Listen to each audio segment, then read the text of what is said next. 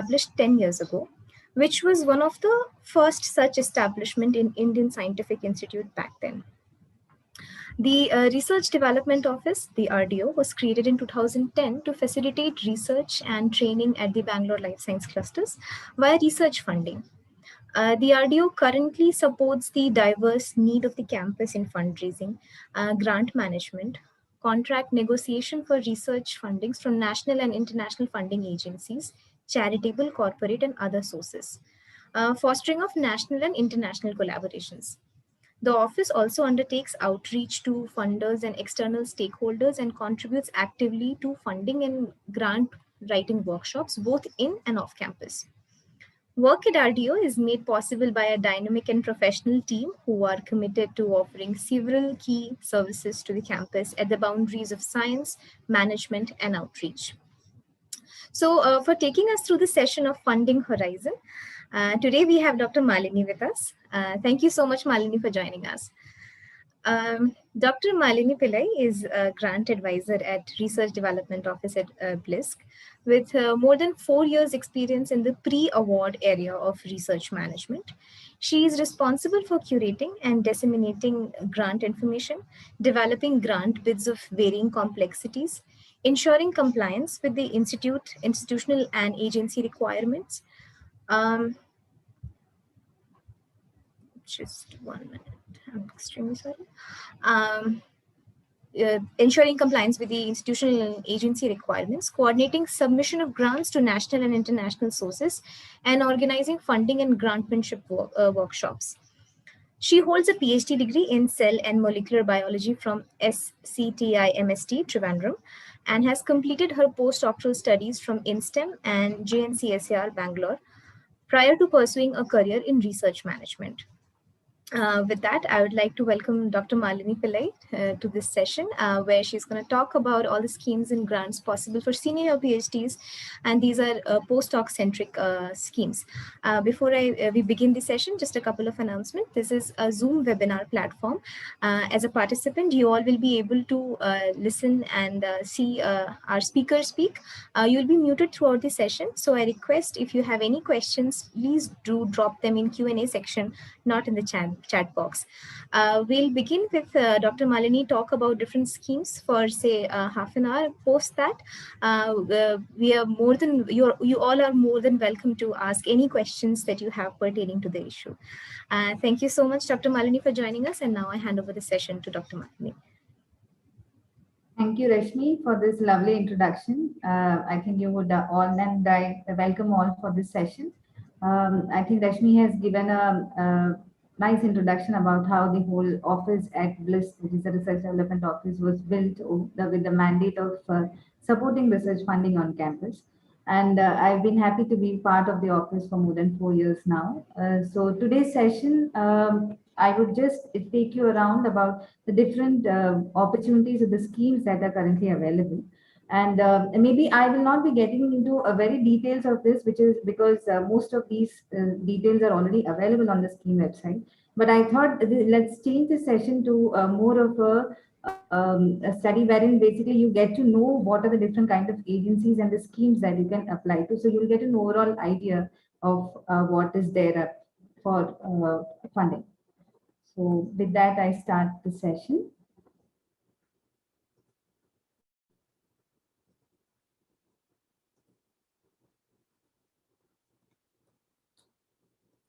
So I hope my screen is visible, right, Rashmi?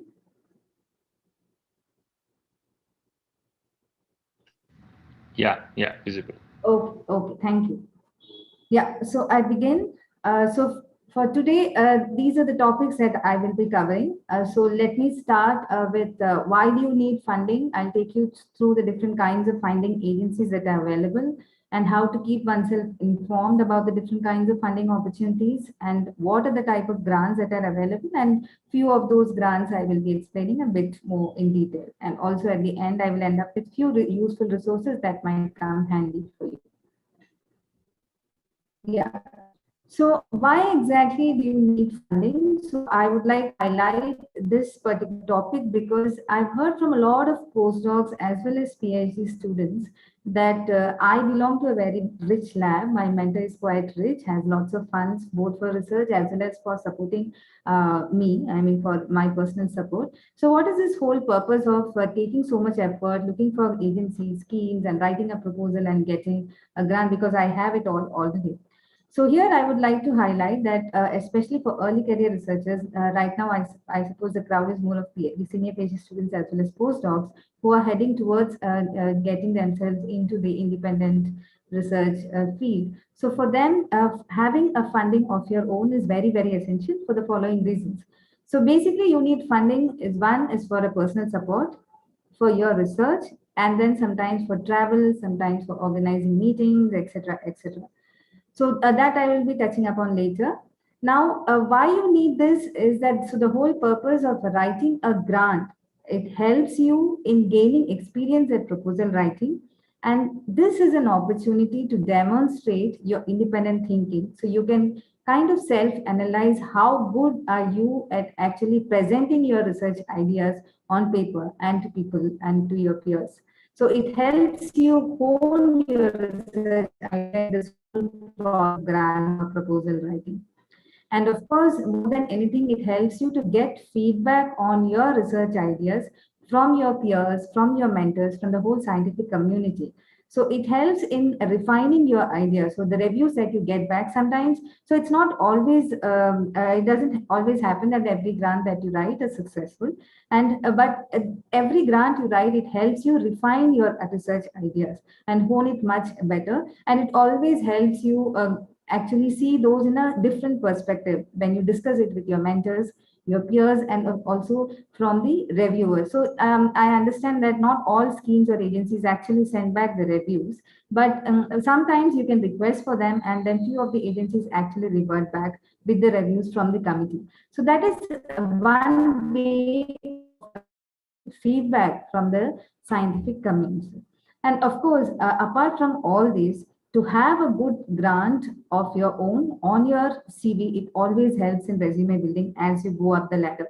Because every time the one, so at any career that you take, it always helps to show that. So these grants helps in showing the committee or the reviewer who is trying to take you into the job that you are actually capable of independent thinking, and actually you're capable of convincing a committee to fund your research, and your pitch has been successful. So these are few points which I think you all should keep in mind, that that's very essential to actually look out for funding and get funding for yourself. It's not just for financial reasons, but also for other reasons, just as I just discussed. Now coming to the different kinds of funding agencies. So there are a variety of funding agencies out there. We have national agencies, government as well as others. We have a lot of international agencies which are very competitive and which are open to Indian nationals. Then there are also certain agencies like the Indo-international ones, wherein Indo-international, by that what I mean is that we have one of the partners would be the Indian government agency. For example, I've just listed two for reference. So we have CEFIPRA, wherein DST has come in partnership with the French counterpart to come up with CEFIPRA, and they do promote Indo-French collaboration. Similar is with the IOSSTF, where DST has partnered with the US funding agency on the other side to promote Indo-US bilateral cooperation, and a lot of schemes on that front. So I just would like to just list few, like the national agency. Many of you would be aware of the Department of Science and Technology, SERB, India Alliance, ICMR. ICMR, now we have Department of Health Research, which is now again another new agency which is part of the ICMR with a lot of schemes. Department of Biotechnology, the DBT, CSIR, etc. And of course, BIRAC for a lot of innovation research. And then international funding agencies, the common ones that we are aware of are the US federal grants, for example, the NIH, the Wellcome Trust, WHO, National Geographic Move for Conservation-Based Research, HFSP, EMBO, DFT, which is a lot of names. These are few that I have just listed. Then in apart from these agencies which are more of a federal nature or the government-based ones, we do have a lot of others, both private as well as corporate, which actually funds research. So for example, we have both as well as at national level, international few of those, of course, being the Bill and Melinda Gates Foundation, the Simons Foundation, which funds a lot of research, including in the areas like autism, etc. In addition to that, we have the Indian foundations such as the Infosys Foundation, Tata Trust, which do fund research in some form or the other. And then, of course, there are also corporates like, for example, there are a lot of companies, L'Oreal, all of these are few examples which actually come out and they have funded research in India. So I think few that I've listed here is the Wildlife Conservation Trust and Inlak Shivdasani Foundation. Most of these are again wildlife and conservation research based. So these are few with a very specific mandate, like the WCT or the Inlak Shivdasani Foundation, with a very specific mandate on what they would fund. But there are few which are more, which have more remit. So these different kinds of agencies that you can actually look out for when you're applying for funding.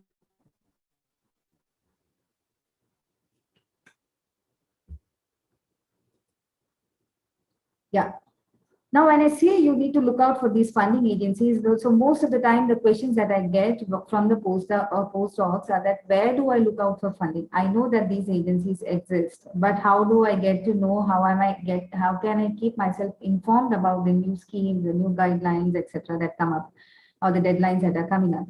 So I think there are a few different ways of doing it. The most important one, of course, is to talk to your colleagues and mentors who have been successful in getting these awards or grants before. Talk to them about the scheme, get to know what the scheme is, etc. And then to keep yourself updated about the deadlines, etc. Of course, the first place to go is to websites. Nowadays, a lot of all the agencies, of course, they have separate section on call for proposals or the updated deadlines, the forthcoming deadlines, etc. on the website, and a lot of information about the schemes are also provided on the agency websites. So that is one way of looking up for the different schemes as well as the deadlines. Now, in addition to these, agencies have now become quite social media savvy. So they are very active in different social media channels, including Twitter or LinkedIn, etc. So that is one way of following them and getting to know about the different types of schemes, new schemes that they are coming up with, etc. And a lot of these agencies, they do come up with newsletters. So it's a good idea to actually subscribe to these newsletters. And I think more so, I've not seen much with the Indian agencies, but of course with the international agencies, especially the NIH or EMBO, they do have newsletters. So Fogati is one such newsletter which you can actually subscribe for and get updates on the different kinds of schemes that are coming up. Then, in addition to that, the agencies have become quite engaging these days. They do come up and they do have sessions or presentations where they do speak up about the new schemes that are coming up or the existing schemes that are available. So that is one way of getting yourself updated about the different agencies or the schemes that are available. So that by attending presentations by the staff from the funding agencies, that is one way of doing it. Then, of course, there are few funding scheme compilations that are out there, as well as international grants. International grants, there are plenty of compilations. So if you actually type in, especially abroad, most of these universities have in addition to the agency compilations, most of these university offices, especially grants offices or the research development offices in the universities, they put up a list of funding schemes, most of which are open source and which can be accessed by all. So that is one good way of looking at it. And at the national level, I would just like to bring about these two databases that we are aware of. One is ARDIO funding database, which is available on the NCPS website. It is an open access source, so you can go and access it from the NCPS website. We try to keep it updated with respect to person support, travel, meetings, grants, etc. So there are a lot of grants that are listed there. So that is a place where you can look out for. Then, of course, India Bioscience, they do have a section on grants where they keep updating about the new schemes and the deadlines that are coming, that are available. So that is another place which you can look out for. And very recently, India Bioscience, in collaboration with the RDO, had come up with a booklet called Means to a Beginning. So this booklet is exclusively for the early career researchers, mainly PhD students and postdoc fellows. And now this could be a very good resource and a one-stop place where you can actually check for the different schemes, what the guidelines are, eligibility criteria are, and then go ahead and apply. So that's one place that you can find the information on schemes. So these are few places or ways of figuring out what schemes and what funding agencies are available there. Now coming to the type of grants, so as UPI, so you would be aware of a lot of regular grants like the research grants or the postdoc fellowship. I just thought I'll take you through the different other kinds of grants that are actually available for research or personal support, etc. For example, like the fellowships, the investigator grants, fellowships, postdoc fellowships. So this is more not just at the PhD or postdoc level. This is more at a general level. I just thought this is just to give you an idea of what are the kinds of grants that are generally available in the field of science. So investigator grants, which is at the PI level, or fellowships, and then postdoctoral fellowships, of course, for the postdocs, research grants for both early career as well as senior researchers. Then international grants, which are more to do with Indo-international collaborations, which can be for research or just for mobility or exchange grants. Then, of course, the international grants, which are solely funded by international agencies. Then there are grants available for organizing meetings or symposia or workshops by a lot of agencies, including the government funding agencies. Then travel grants are available not just for attending meetings or conferences, but also for research, basically for figuring out a funding for visiting your collaborators' lab for a particular duration, maybe short, a little longer, say up to 3 to 6 months. So such grants are also available by a lot of agencies. In addition to all of these research, personal support, as well as travel grants, there are grants for funding infrastructure. For example, one of these is the Center of Excellence grants provided by DBT. So these are grants which helps in setting up a particular infrastructure or a facility at an institute level. And then there are also a lot of technology development grants, which helps in bringing up or funding innovation research in addition to not the basic research. So these are also available. And of course, apart from these, there are a lot of private philanthropic grants with different kinds of remit that are available out there for different kinds of funding that you're looking for.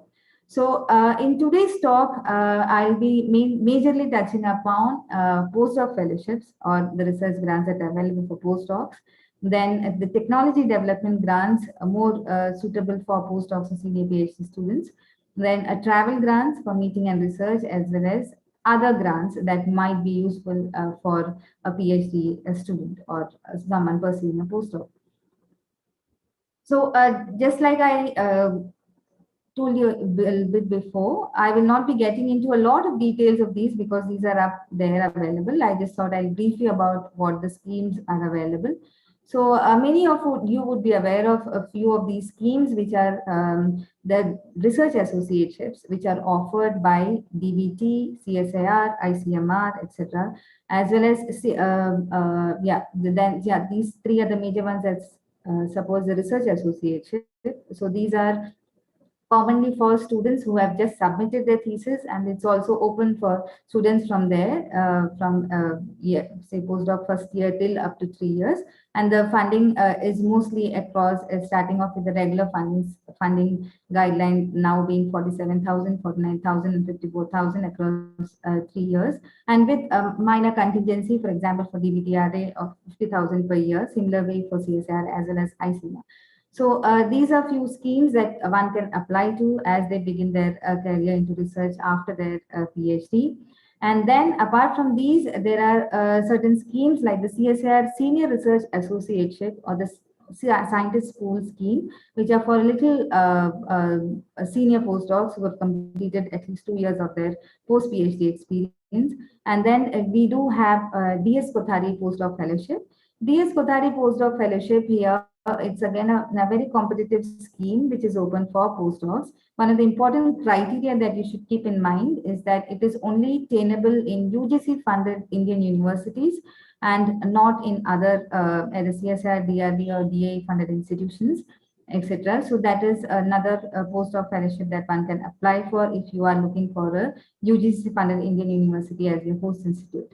Now, in addition to that, there are other schemes like the one National Postdoctoral Fellowship by SERV. So this offers a good fellowship of close to 55,000 plus HRA now, and with a research grant of 2 lakhs. And then I think it is for a period of 2 years right now. With there is no eligibility criteria. It doesn't have post PhD experience, so you need to have a PhD to begin with. So I think or submitted the PhD. So that's about the SERV National Postdoc Fellowship.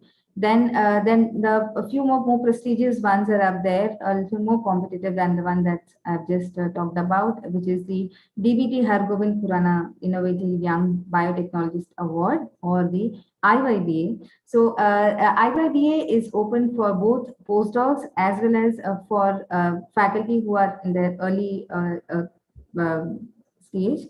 So basically the age limit, I think, being around 35 with relaxations of 5 years for different categories. So one of the major criteria for applying to this particular scheme is that one needs to have at least 4 publications as of the last call. So this is something, just want to put a disclaimer. So all the information that I will be sharing, it is based on the previous calls, and it is subject to change. So the agencies can change the guidelines or the eligibility criteria accordingly. So this based on the last call, the scheme, one of the major important eligibility criteria apart from the PhD or the age limit was that for IYBA, one needs to have at least 4 publications as first author publications, as well as either that or a Indian or an international patent. That was one of the important criteria.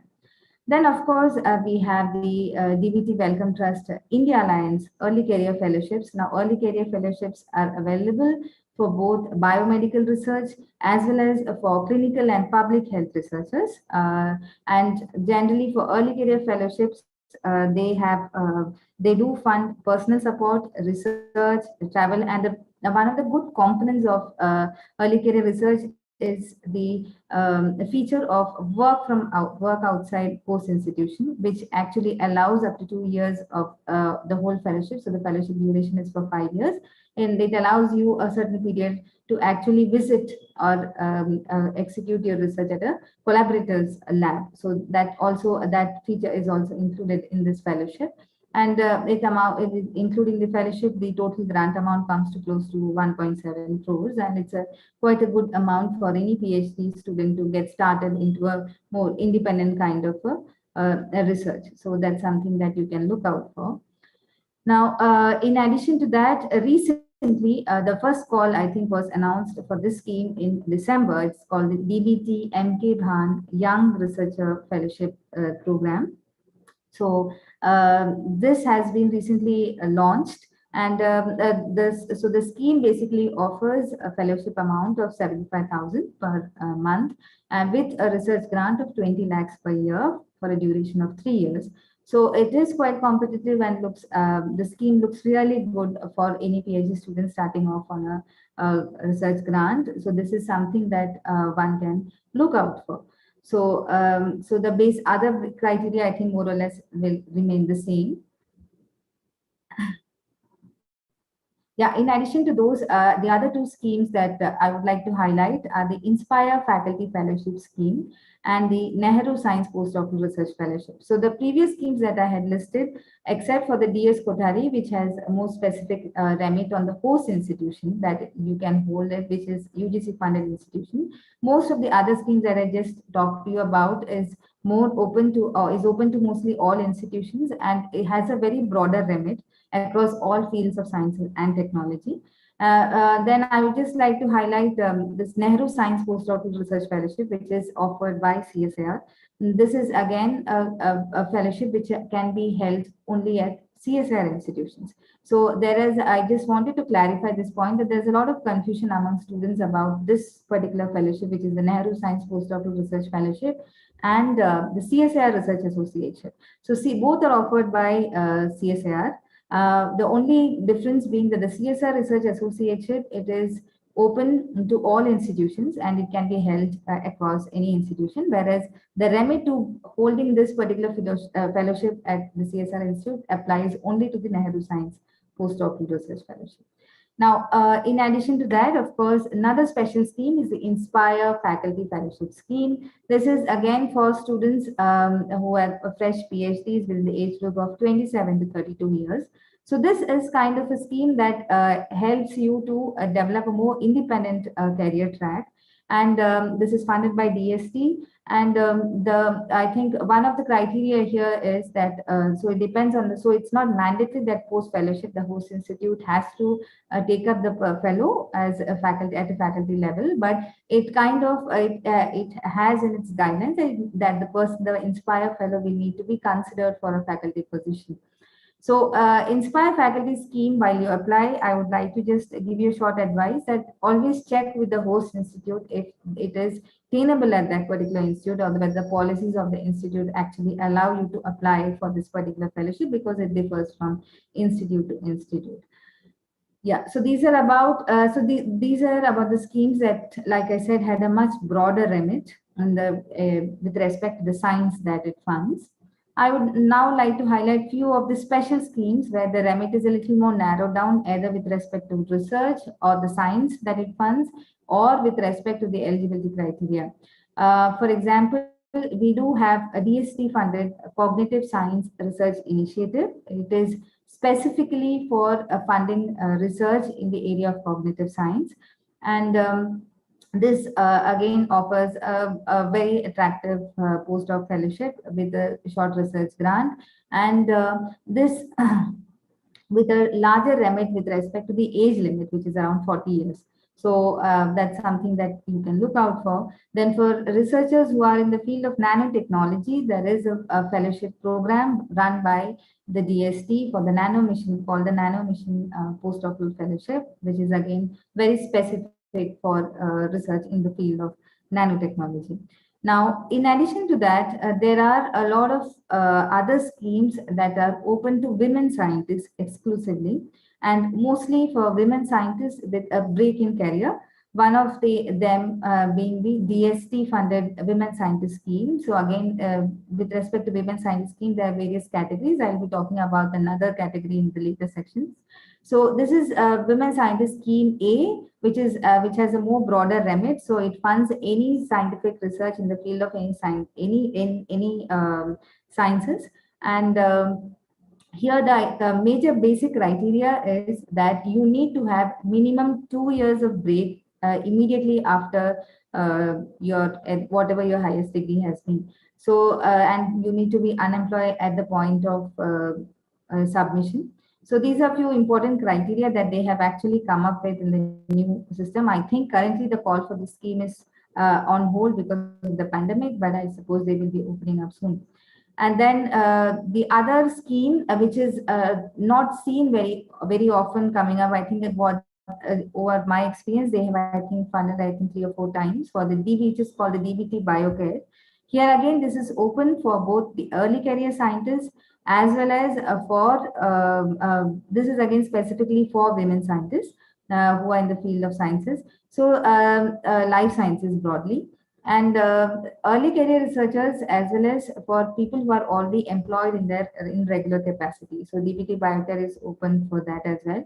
Now, in addition to these schemes, Department of Health Research, which is part of the ICMR, it has fellowships for pursuing postdoc in the field of health research. So any research that has an implication to disease is funded. So they are not very specific on the basic or applied category. So anything that has a health relevance or relevance to the health research is funded by the Department of Health Research. There are 2 categories under DHR fellowships. You have DHR fellowships for young scientists, and then you have DHR fellowships for women scientists with a break in career, which is similar to the one for WASE. And but I think the women scientists, the break in career is not as defined as in WASI. And a young scientist, so more or less for non-medical, so medical students or can also apply to these fellowships. For non-medical, mostly the fellowship amount is around 60,000 with a research grant component of close to, I think, 30 lakhs for duration of 3 years or more. So I think these guidelines for these are also will also get they keep changing. So one needs to actually visit the website and check out for every call that it comes up with. Generally, the deadline for these come up around the time of June, July. So it must be coming up, and you can have a check out on these as well. Now, in addition to these schemes, so most of the schemes that I just listed, all of them are government funded by the DBT, DST, ICMR, DHR, etc. In addition to that, there are a lot of other agencies which are non-government agencies that fund a lot of research. So one of them being the Lady Tata Postdoctoral Fellowship by the Lady Tata Trust Foundation. So this fellowship currently I think is on hold, but this is something that was available. Now, in addition to that, in the field of conservation research or wildlife, there are plenty of grants funded by a lot of schemes like the WWF, Referred Grant, Ravi Shankar Fellowship, which is Inlal Sridasani Foundation, etc., that actually funds either field work or the research component for students at this level. So this is mostly the remit being conservation research. So for example, the NGS, the National Geographic Society, the early career grant is quite common and very popular among students in the field of conservation research or wildlife. So it does fund some amount of personal support as well as the field research that is important. And in most of these cases, it's actually not mandated to have a PhD, but an experience in that particular field. It could be conservation or wildlife research. So this is something that you can also look out for. Now, I just thought I'll summarize the postdoc fellowships based on what I just told, based on the different post-PhD experience and the age limit. So like I said, for any fresh PhD student who is starting off, senior PhD student who is starting off, to look out for postdocs, I think few schemes that you can apply to based on the post-PhD experience are the ECF, DBT-RA, all the RAs for that matter, CSIR, ICMR, DBT-RA, SERB and PDF. All of these schemes are open for fresh PhD students or students who have just submitted their thesis. And then in addition to that, as you go ahead, Lady Tata Postdoctoral Fellowship as well as Senior Research Association, these are mostly available for students who have close to post-PhD experience of a minimum of 2 years. So these are schemes that you can apply at a later stage. Then I just would like to highlight for Wellcome to DBT India Alliance Early Career Fellowships. It is also, there is a clause that once you have actually reached to a full application stage, so it is under two. So for this particular scheme, it's a 2-level application. They have a preliminary stage, and then if you get selected at the preliminary stage, you are invited for submitting a full application. And at the full application stage, if you clear up till there, then if you are rejected at the full application stage, you are not eligible to apply again for this particular scheme. So for such schemes, be aware of the guidelines, and I would suggest that while you're applying for these schemes, be prepared, have at least a year of preparation for submitting such grants, and be ready when you look out for. So just look out for these guidelines when you are searching through the agency website or the scheme guidelines. This is just about the 10 different kinds, the tenure for different kinds of fellowships. So most of the fellowships, like all the RAs, which are CSIR, ICMR, DBT-RA, or the WASE, DHR, Young and Women Scientists, all of these schemes, tenure is mostly 3 years. There are certain schemes like SERB and PDF, CSRI, and Nanoscience Fellowships, which are for a tenure of 2 years. And then there are schemes such as the India Alliance ECF, which spans across 5 years. I put in DBT-RA there because it is extendable. So though it is initially for a period of 2 years, based on your performance, it is extendable up to a span of 5 years. So, but it's reviewed every year. Now, so these were about the different kinds of schemes that are available and that are attainable in India. And so basically, they were all what I just listed previously, were all about the National Postdoc Fellowships. Now, in addition to that, there are a lot of schemes that are actually funded by the Indian government agencies for pursuing a postdoctoral research abroad. So few of that I would just like to list. For example, SERB Overseas Postdoctoral Fellowship funded by SERB. This is something that one can apply for if you wish to pursue a postdoctoral research in any country other than the US. For US specific postdoctoral fellowship, which spans for close to a duration of 1 year, SERB has partnered with IUSSTF, and they do have a scheme called the SERB Indo-US Postdoctoral Fellowship for Indian researchers who wish to pursue their career postdoc research in any of the labs in the US. So these are few schemes you can apply for. Now, in addition to that, I think one of the most popular schemes of the USIEF is the Fulbright Nehru Postdoctoral Research Fellowships, which again allows the Indian researchers to pursue their research abroad in US. And then in addition to that, we have certain schemes from for example, DPT has partnered with the Academy of Medical Sciences to fund a program called the Newton International Fellowship Program, which is basically for pursuing research, postdoctoral research in the UK. So this is another program that one can apply to. So these are schemes that are that actually are funded by Indian government agencies that helps Indian researchers to go abroad and take up a career, a postdoctoral career.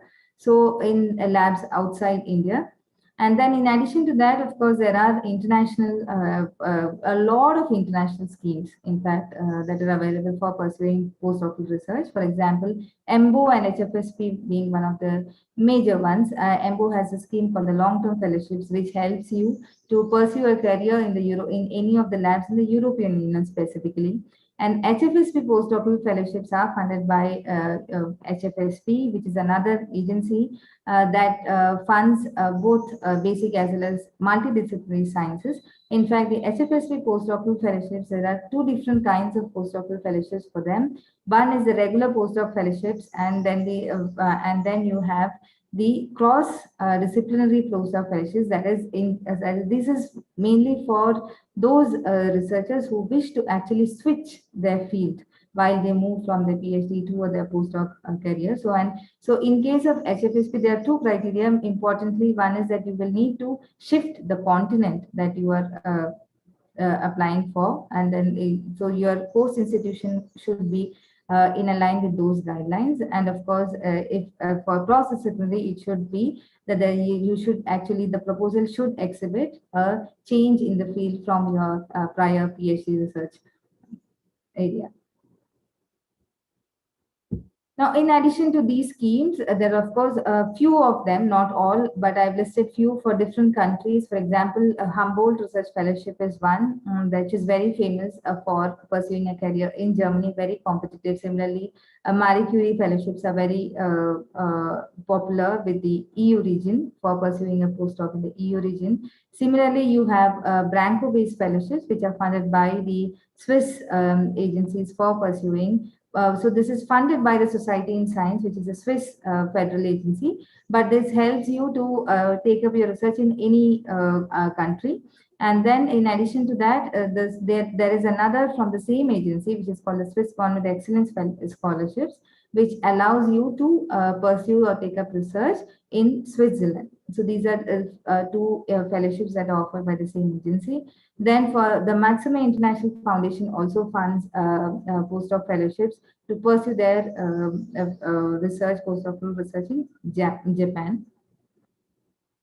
So these are a few of the schemes that the international ones. So I haven't listed all of it. There are several ones. So I will be at the end of the talk putting up some useful resources. So there are a lot of international schemes that are open for Indian researchers. So you can check out for those with respect to, for example, especially in the US, there are a lot of schemes that are run by the NIH that are open up, and the calls for these are called as and when it comes in. So that's something you can check out for on their website. I haven't listed. I'll be sharing few resources that you can utilize that for. Now, so these were all mostly the postdoc fellowships, which mostly funds your personal support as well as to some extent the research. So the majorly the remit, like I said before, was basic sciences.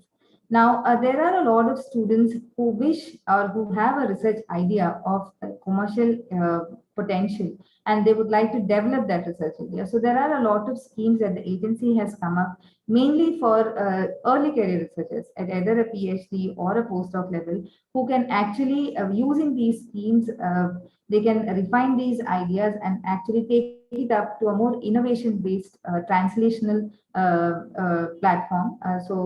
Which can actually change the proof of concept to a more, they can validate that proof of concept and come up with some a product or a more applied thing with a innovation component. So there are a lot of schemes that actually funds applied research.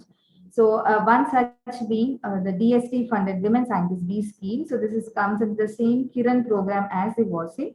But here, when you apply, again, this is specific for women with a breaking career of at least 2 years. But this is here, the remit is that you should be, the proposal should have an applied research component which exhibits a societal relevance. So that is one of the important remit for this particular scheme. In addition to this, similar to online, you have another scheme for young scientists and technologies, again funded by the DST, called the SYST. This is again specific for research or applied research that has a direct societal relevance, and it's quite broader. It could be in agriculture, medicine, healthcare, etc.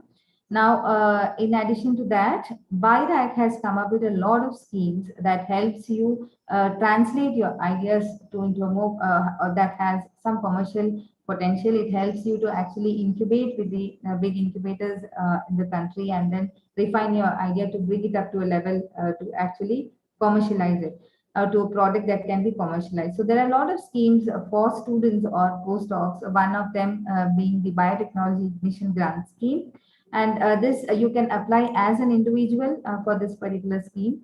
And if you are attached to an institute, I think for the big grant, you should have identified the incubator. You should have a rough idea of where you will be executing this particular project. And if you are associated with a institute already, then you will be required to produce a no objection certificate, etc., to actually proceed if you get awarded. Now, in addition to that, there is a scheme called the SITARE, or the Students Innovation for Advancement of Research Explorations. And there are two grants, there are two categories in this, which is GYTI and the Appreciation Grant. So the GYTI grant, it offers a research grant amount of around 15 lakhs. I think the duration is around 18 months. This grant can be applied by starting off from a postgraduate level to even people who are pursuing the PhD. So this is open to students. And so if students have some idea about, or if they have an idea that they think is of commercial importance, and then they can put up an application to this particular scheme, which can actually help you develop that idea. And of course, there are guidelines on how you will need to engage with the agency, and what kind of documents will need to be provided by the institute by offering their support for you to take it up along with your doctoral research. So these are certain guidelines that you will need to check it out. Then, in addition to that, similar to the SITARE scheme, they have something called the EUA, which is for encouraging youth for undertaking innovative research through a vibrant acceleration. This is again open for both postdocs as well as PhD students. So this is again for similar remit, which is for translational research. So these are few schemes we can categorize under technology development grants that helps you develop a technology or translate it into a product that can have a commercial potential.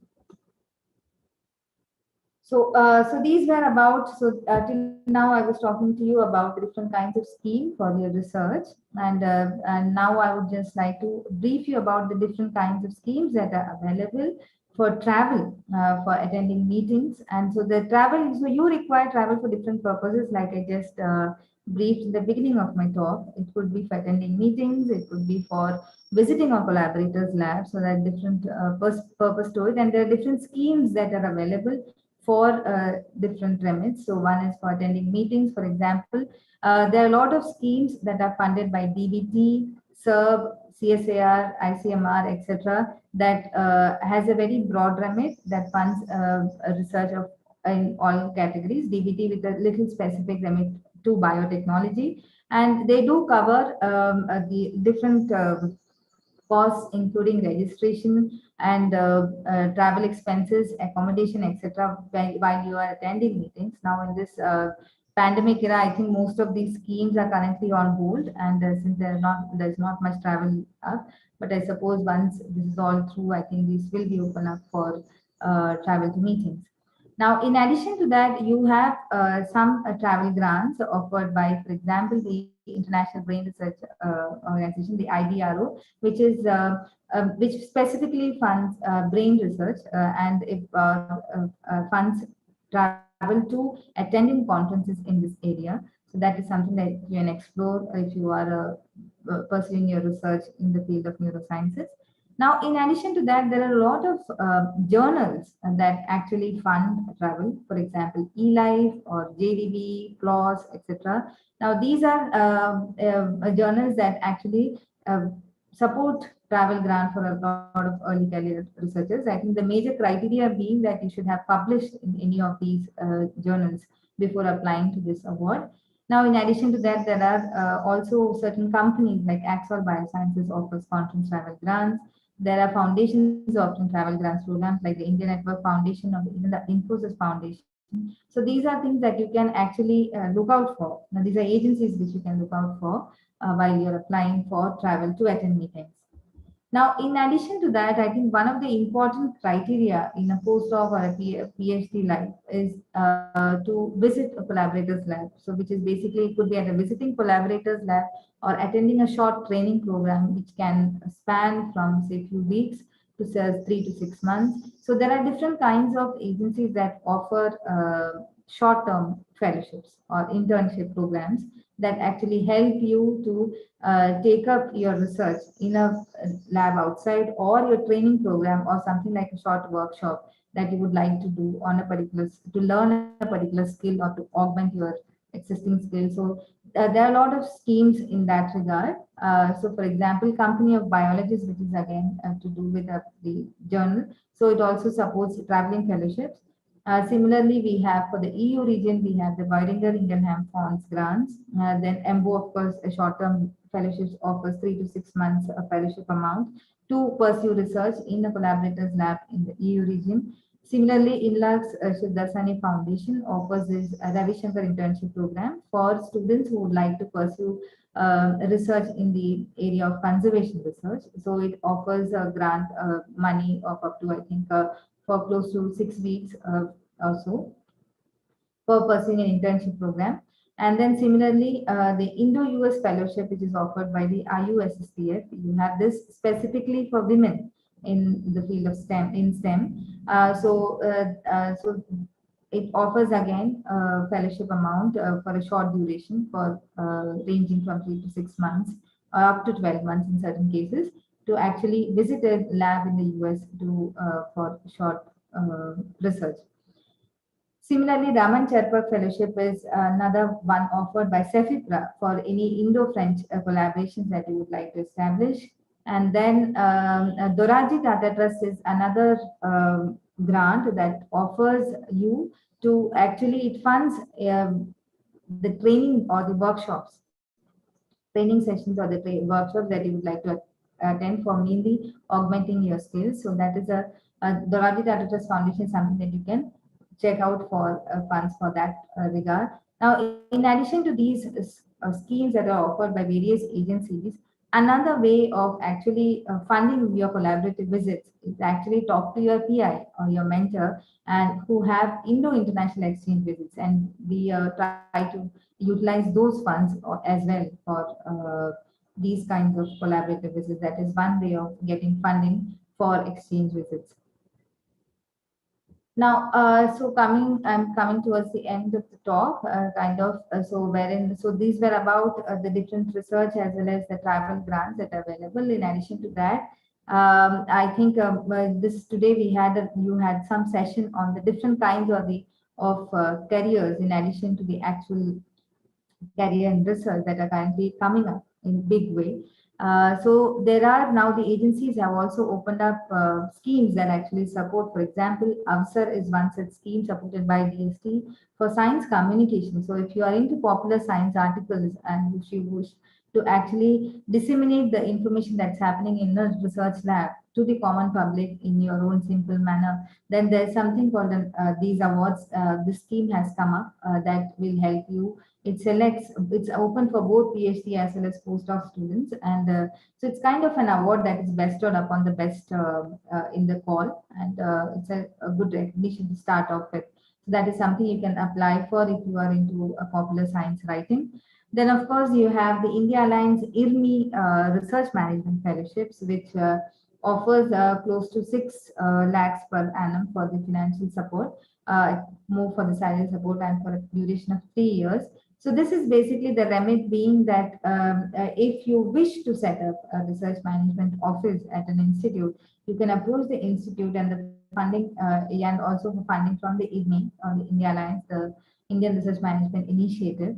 And they do fund this fellowship that can be held at an institute where you wish to start a research funding. So that it's a very good program with a good mentorship program also included within the fellowship. So in addition to the financial support, so if anybody who wish to pursue a career in the field of research management, this is something that you can look out for. And of course, I think previous talks were upon science and technology innovation policy. There are fellowships both at a doctoral as well as postdoctoral level that are available for students who wish to take up a career in this area.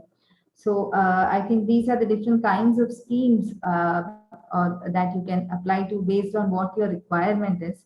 So I just thought I would just sum up or give you some kind of a timeline. It need not work and it can actually change depending on how you wish to propose. But I just thought I'll give you some kind of a skeleton of how to work about the timelines, especially in my experience as a grants advisor. I've seen that most of the students, they rush towards the end and it kind of dampens in developing their applications process. So it is always good to plan ahead any grant that you wish to apply for, and so that you are well prepared at the time of submission. So this is just a very brief timeline, and this is mainly for such kind of calls which are have a specific deadline. And these are not for the rolling calls, which are all open all around the year. There are certain calls in that area, but these are basically for those schemes which have a very specific deadline.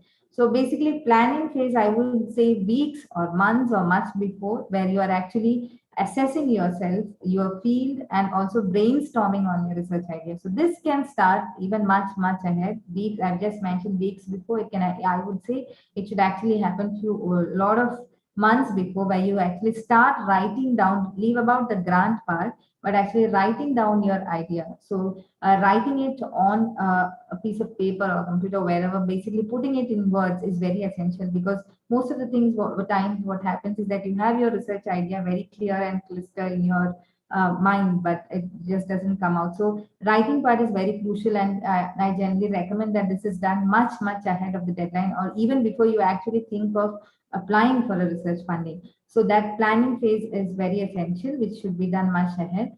And then once you think you are ready with a research idea, you have kind of you now know what your hypothesis, what your objectives is, and what you would be using on the methodology part, how would you like to approach that thing. So once all of that is clear in your mind, then you should start looking out for the right funding source. So like I just listed, there are a lot of schemes, agencies. You would have by now known that there are so many that you can go out for based on what your research remit is.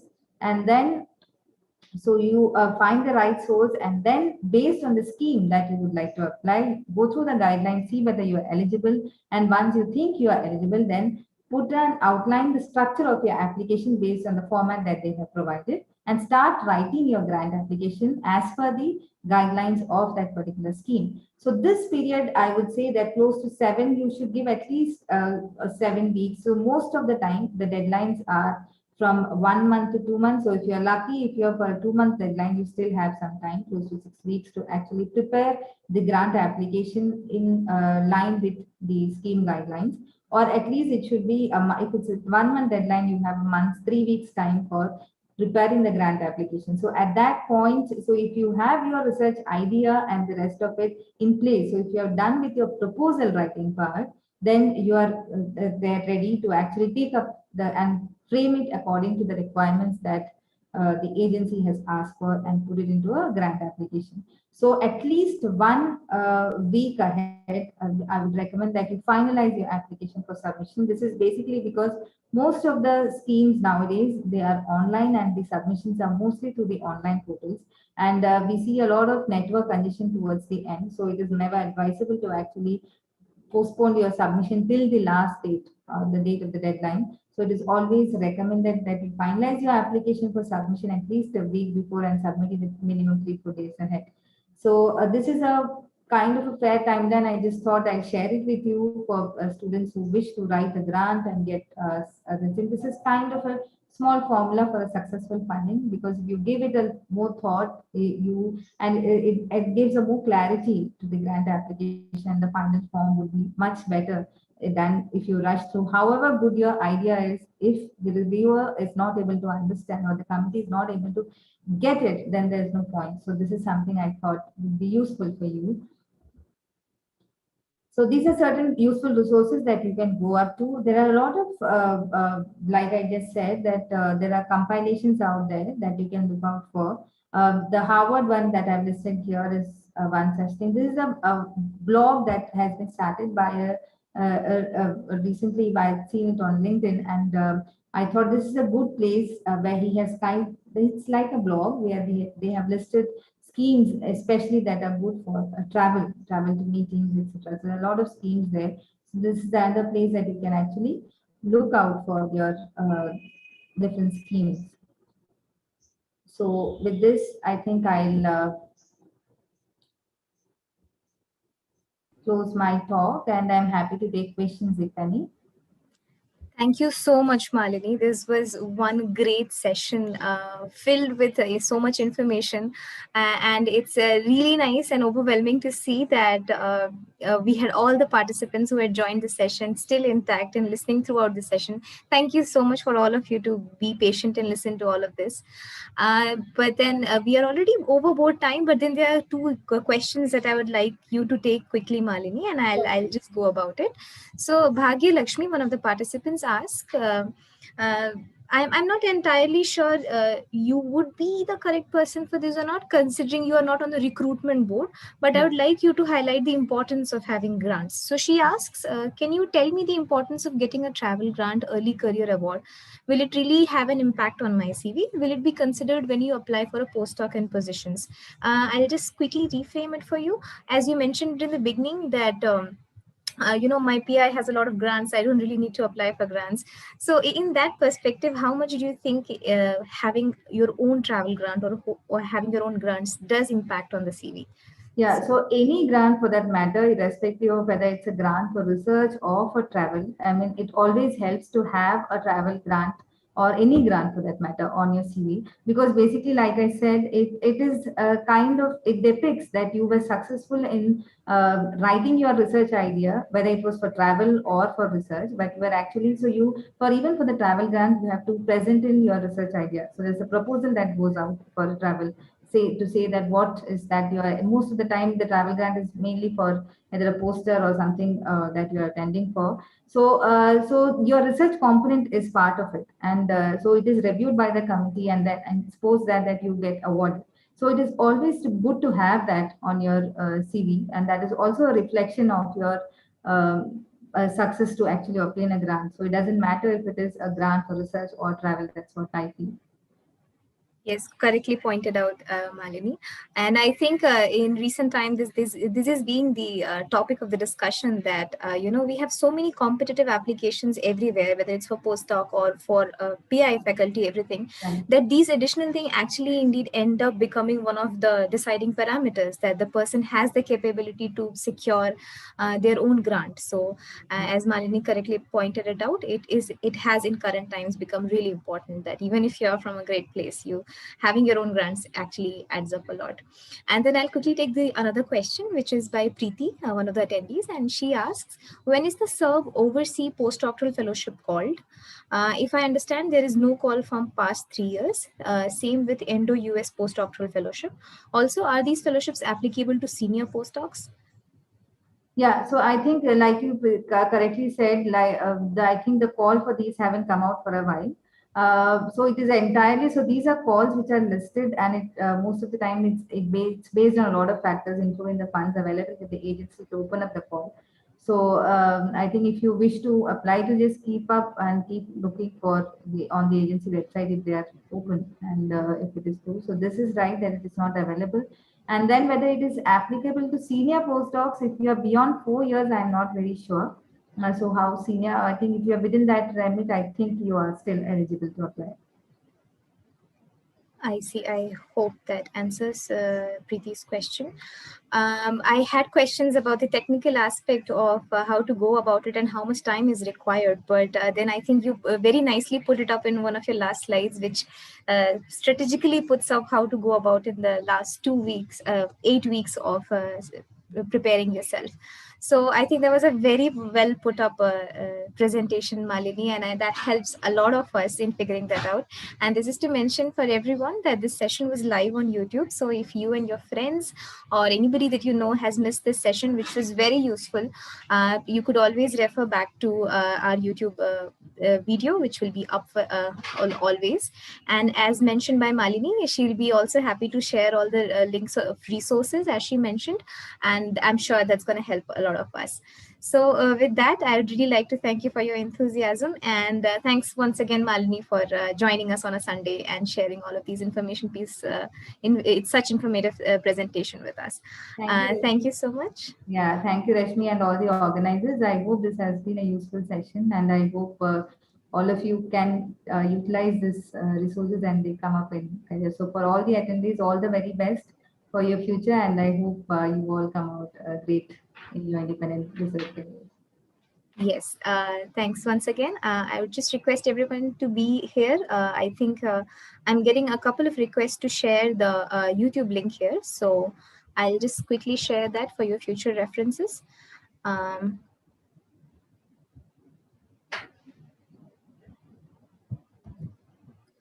So here's the link for everyone. You could, whenever you get time, I'm sure all of us are gonna go back to this link and check back once in a while, because this was full of information and we would definitely need it once in a while. So with that, I would like to thank Malini once again for accepting our invitation and joining us today, and all the participants for your enthusiasm. With that, I would like to end the session and enjoy your break. We'll meet again at 5 for our next live open session on a panel discussion on mental health and well-being, which is very important for all of the early career researchers. So we look forward to see you again at 5 here. And with that, I would break out for the break session. Thank you so much.